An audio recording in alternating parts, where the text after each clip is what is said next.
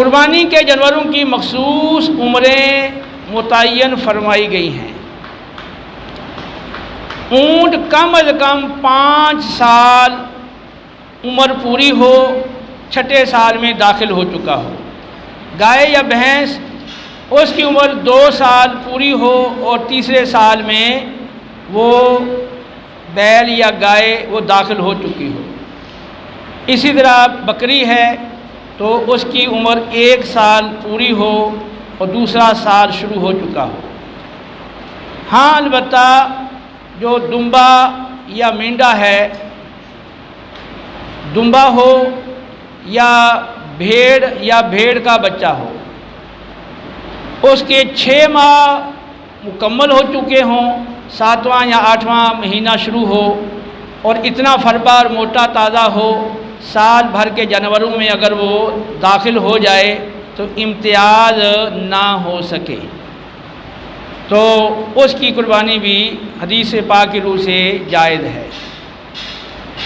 تو یہ عمریں جو جانوروں کی بتائی گئی ہیں، ان عمروں کا لحاظ رکھنا ضروری ہے۔ اب عمر کا پتہ آپ کو کیسے چلے گا؟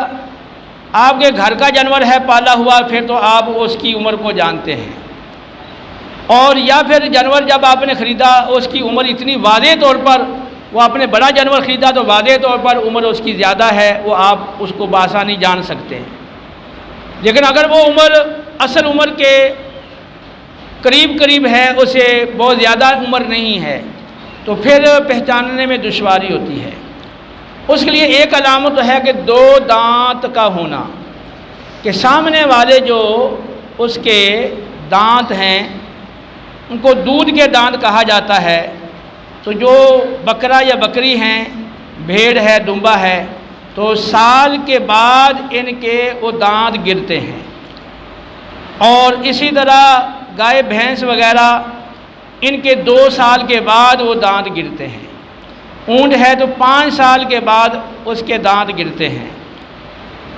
بعض جانور جو باہر چرتے ہیں اور اپنے دانتوں سے وہ گھاس وغیرہ اکھاڑ کر کھاتے ہیں، ان کے دانت جلدی گر جاتے ہیں، اور جو گھروں میں چارہ تیار شدہ کھاتے ہیں ان کے دانت دیر سے گرتے ہیں۔ لیکن یہ ایک پہچان کے لیے ایک علامت ہے۔ ایک طریقہ یہ ہے کہ آپ جو کاروباری آدمی ہے، جو جانور پالنے والا آدمی ہے، جس کا جانوروں کا تجربہ ہے اور اس شخص پر آپ کو اعتماد ہے، تو وہ شخص اگر بتاتا ہے کہ اس کی عمر کتنی ہے، اتنی ہے، تو آپ اس کا اعتبار کر لیں، اس پہ اعتماد کر لیں، اس کی شریعت آپ کو اجازت دیتی ہے۔